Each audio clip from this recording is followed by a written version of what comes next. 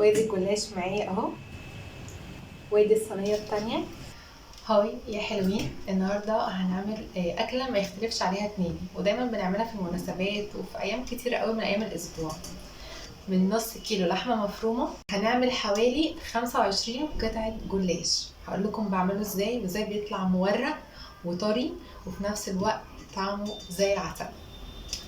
الفيديو ده للمبتدئين او اللي ملهمش قوي في المطبخ. انا عارفه ان دي وصفه كتير قوي بيعملها، بس انا حابه ان انا اعملها لكم لو حد لسه عايز اول مره يجربها او لسه مش عارف يظبطها قوي.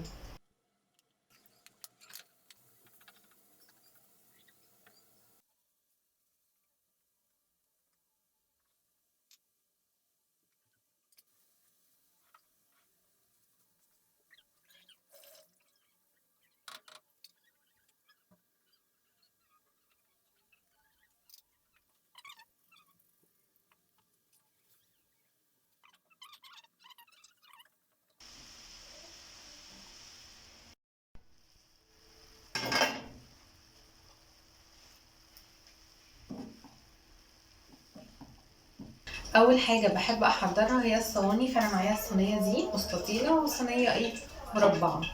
هحتاج في الوصفه دي لفه جلاش ولفه كمان، فانا كده هستعمل لفتين جلاش على نص كيلو اللحمه المفرومه. فردت الجلاش كله مره واحده، وهجيب اول صينيه هشتغل فيها. هدهنها الاول كويس بالزيت. ده زيت مع سمنه فلاحي، عشان طبعا بتفرق قوي في الطعم.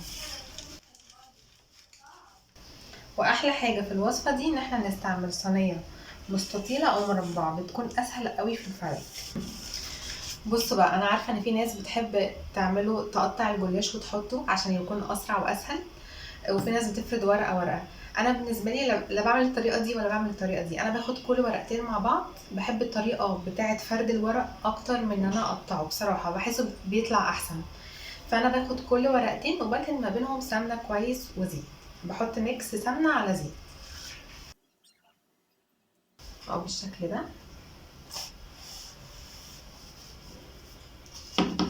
الاطراف هسيبها واقفه تمام، وبعد كده هبقى اتنيها لما ادهن الزيت والسمنه.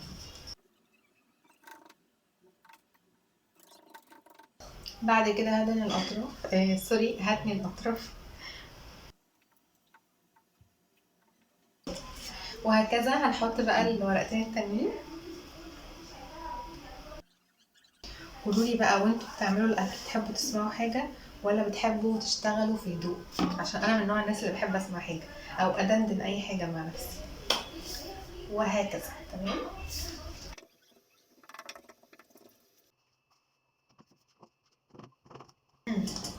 انا كده رصيت نص الكميه. هحط بقى دلوقتي اللحمه المفرومه. طبعا عشان انا زودت البصل والفلفل فعملوا كميه كويسه تكفي صينيتين.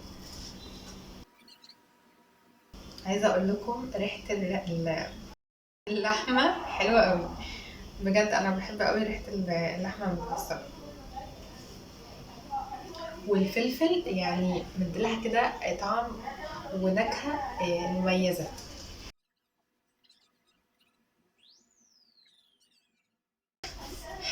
نوزعها بقى كويس.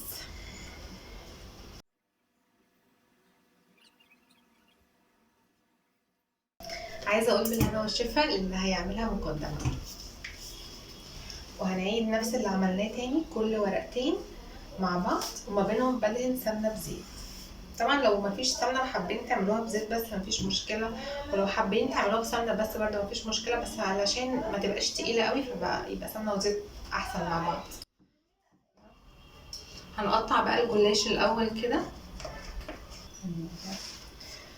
دي بقى كوبايه لبن دافي، وحطيت فيها معلقه كده هرميه من المعلقه الصغيره دي بيكنج باودر، بيخلي الجلاش يعني هش كده ومش مكتوم. هقلبها علشان البيكنج باودر يعمل فوران كده. اللبن بتاعي دافي، هوزعها كويس في الصينيه، اتاكد انها دخلت لكل الاطراف.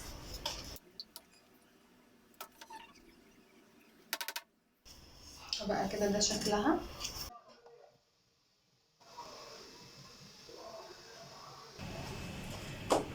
وادي الجلاش معايا اهو، وادي الصينيه التانية. ومش معنى ان احنا عاملين بنص كيلو لحمه مفرومه اكتر من 25 قطعه صينيتين يبقى الحشو اي كلام. انا عامله له خلطه حلوه قوي ومليان. بصوا ده شكل الجلاش اهو، ونفتحه كمان. شايفين في قرمشه خفيفه من بره وفي نفس الوقت كده مورق من جوه وطري.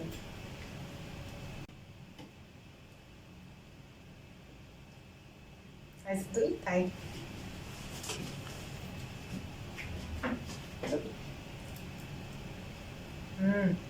كلي الاول وبعد كده قولي رايك. تحفة قوي. تسلم ايديا بصراحه يعني، وبالهنا والشفا للي هيجربوه مقدما.